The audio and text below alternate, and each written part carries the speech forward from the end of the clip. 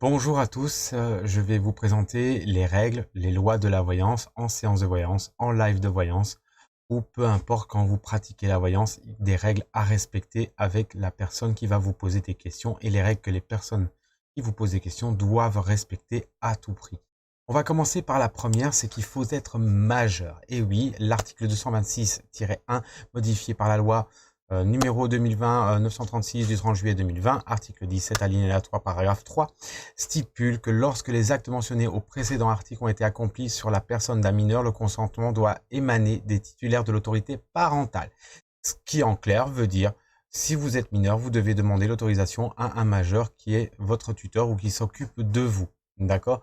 Au-delà de ça, quand vous avez 18 ans, il n'y a aucun problème. Il faut savoir aussi que vous n'avez pas le droit de poser des questions sur quelqu'un ou pour quelqu'un d'autre ou à la place de quelqu'un d'autre. En France, l'article 9 du Code civil consacre cette protection en droit français. Toute personne a droit au respect de sa vie privée. Vous n'aimeriez pas que je réponde à des questions que une personne mal intentionnée que vous détestez le plus et qui pose des questions sur vous. Vous n'aimeriez pas que je réponde à toutes ces questions. Pour vous, il n'a pas le droit de savoir. Donc, pourquoi je devrais répondre? De la même manière que pourquoi je devrais répondre à vos questions sur quelqu'un d'autre s'il m'a pas donné l'autorisation. Donc, c'est tout à fait logique, c'est du code de déontologie et en même temps, c'est de la loi. D'accord? Il faut bien l'entendre comme ça. La santé et la grossesse. Ah, ça, c'est très compliqué à comprendre, mais la loi l'interdit. La santé intègre la grossesse. La grossesse fait partie du statut de l'état physique d'une femme dans un cadre médical, d'accord? Donc, c'est un diagnostic, donc fait partie de la santé intégralement. Il est interdit d'en parler de la santé sur les réseaux publics. Nous ne sommes pas des praticiens diplômés en médecine conventionnelle et je vous invite à lire tous les articles que j'ai listés là et qui en parlent, d'accord? Si vous ne me croyez pas, vous pouvez le trouver sur Légifrance, il n'y a aucun problème avec ça. En Belgique, c'est les mêmes règles aussi.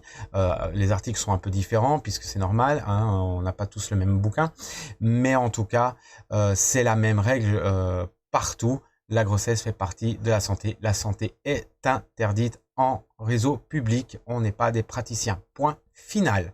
On ne peut pas se substituer, si vous voulez, à cette pratique. Donc ça, il faut l'entendre. Il y a néanmoins, récemment, j'ai appris que dans la loi, il n'est pas interdit de poser une question sur la période la meilleure pour essayer de faire un enfant ou d'avoir un enfant. Ça, vous avez le droit de poser comme question. Ce n'est pas interdit.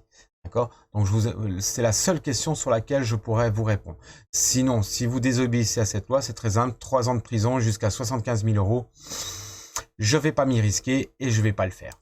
Ensuite, il y a pas de date de naissance. Pourquoi? En fait, le RGPD, qui est assez récent, considère que les dates de naissance font partie des données sensibles de la vie privée de chacun, que ce soit pour les entreprises, mais aussi sur les réseaux sociaux. Le nom et le prénom en font partie aussi. Donc, on va éviter de vous demander votre nom, votre prénom et votre date de naissance. On vous demandera juste votre prénom par courtoisie et par, on va dire, le bon déroulement du live, hein, pour éviter de donner les pseudos qui sont parfois à rallonge, d'accord? Mais en tout cas, en privé, on peut le demander, mais on peut pas l'utiliser contre le client, d'accord? Donc c'est juste là dans vos conditions générales de vente au niveau de la séance. En live, par contre, vous n'avez pas l'autorisation d'utiliser tout ce qui est nom, prénom et date de naissance.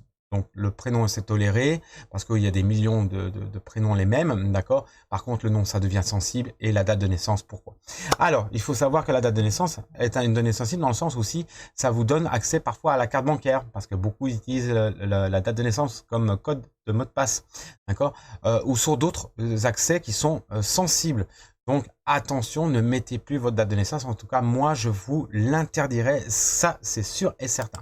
Je ne parlerai pas non plus de questions politiques ou de régions politiques. Ça, c'est chacun a ses convictions politiques et a ses convictions personnelles de religion ou ses croyances. Je ne vais pas intervenir là-dedans. Je ne vais pas répondre là-dedans. J'ai ma propre religion, ma propre ligne politique, mais je ne l'engage pas et je ne la montrerai pas en live. Ça me regarde, c'est personnel. Et j'ai remarqué que sur les lives qui en parlaient et qui systématiquement partaient en débat, se finissaient pas toujours très bien. Donc, à un moment donné, moi, je vais éviter le sujet directement dès la base. Pas de politique, pas de religion. Chacun fait ce qu'il veut chez lui, sous son toit. Mais en tout cas, pas sur les réseaux publics. Ça, c'était les grandes 5 règles légales qu'il faut respecter absolument en tant que praticien, respecter en tant que client aussi. peu importe que ce soit séance privée ou séance sur les lives, etc., ou même sur les discours ou les écrits que vous avez dans vos articles, ou même sur les réseaux sociaux comme Facebook, dans simplement commentaires, etc., ça fait partie du respect de l'autre et du respect de soi-même, en gros. Voilà. Après, sur mes lives, je vais ajouter quelques règles, comme la photo de votre visage. Vous me voyez, je vous présente mon visage, vous voyez comment j'agis à chaque instant par rapport aux questions, etc. Vous pouvez pas mettre votre webcam, ça serait compliqué pour TikTok de le faire. Par contre, vous pouvez mettre une photo de votre visage. C'est comme si vous aviez un respect. Si vous mettez un masque, j'ai pas envie de vous répondre. Si vous mettez votre visage, même si c'est en noir ou blanc ou peu importe, du moment qu'on voit bien votre visage, je vous répondrai.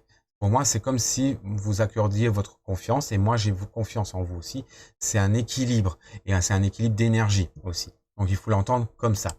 Vous abonner, je n'oblige personne à s'abonner. Mais par contre, je pense qu'être abonné à quelqu'un qui vous a rendu service gratuitement, parce que mes lives sont gratuits, d'accord, pas mes séances, mais mes lives sont bien gratuits, le minimum c'est de s'abonner et de faire un retour. C'est un retour énergétique en fait, un retour positif. Si vous m'aimez pas, vous pouvez passer votre chemin et ne pas vous abonner. Ça, c'est votre libre arbitre.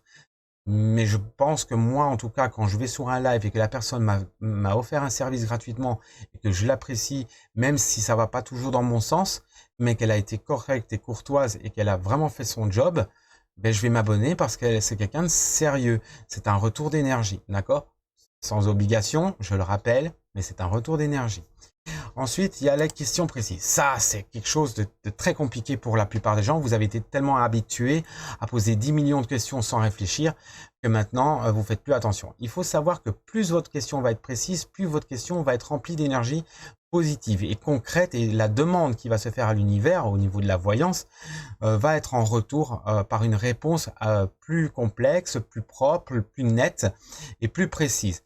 Moins votre question sera précise, moins la réponse sera précise. Bien sûr, elle peut différer parce que vous pouvez poser une question, mais comme vous l'avez pas précisé, ça peut avoir un rapport avec autre chose. Donc, attention à la réponse. Elle peut être mal interprétée. D'accord? Et là, c'est pas de notre fait, c'est de votre fait à vous. D'accord? Oubliez les mots comme bientôt, prochainement, rapidement. Ce sont des termes de temps qui ne sont pas précis. Vaut mieux dire dans un mois, dans le courant de 3 mois, dans l'année, ou pour 2023 par exemple. Donc vous pouvez être plus précis, en tout cas au niveau timing, et je vous assure, ça vous évitera de tomber sur des charlatans qui adorent les questions imprécises, qui adorent les mots comme bientôt, prochainement, etc. Pourquoi? Parce que ils auront raison, et vous allez croire qu'ils ont raison. Ah, ils ont raison. Oui, parce que vous n'avez pas précisé le mot précision. Enfin, le mot bientôt, ou le mot, le terme de temps, en tout cas, vous ne l'avez pas précisé. Donc, excusez-moi, est-ce que je vais déménager? C'est pas une question précise. Est-ce que je vais déménager prochainement? C'est pas question précise. Parce que de maintenant à tes 80 ans, tu vas déménager forcément. Donc, à un moment donné, un charlatan peut répondre oui et il aura raison. Mais ce n'est pas de la voyance. Voilà. Donc, à un moment donné, faites plus attention. Prenez le temps de bien formuler votre question, quitte à raccourcir certains mots. Les fautes d'orthographe, c'est pas grave. Les raccourcissements de mots, c'est pas grave. Faites même 1/2, première partie de la question, 2/2, deuxième partie de la question en 2 commentaires.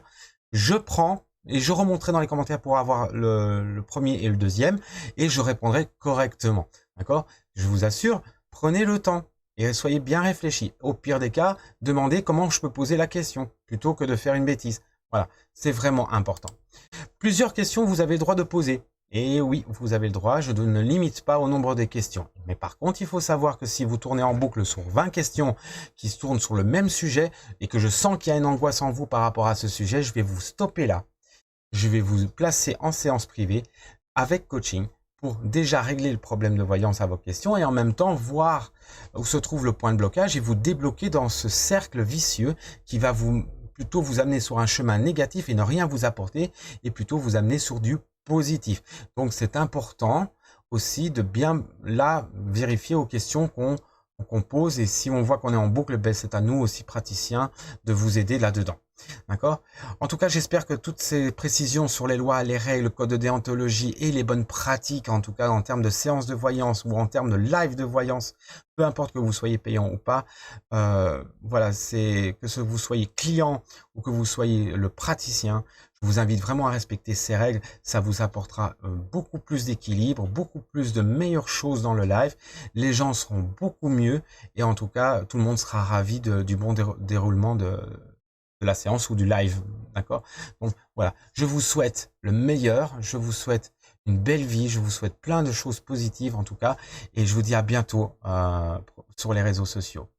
Voilà, n'oubliez pas de vous abonner, de partager, de liker la vidéo. Elle sera sur YouTube. Donc voilà, je reste à votre disposition pour tout commentaire ou par téléphone ou par mon adresse. Vous avez tout ça comme information sur ma bio. À bientôt!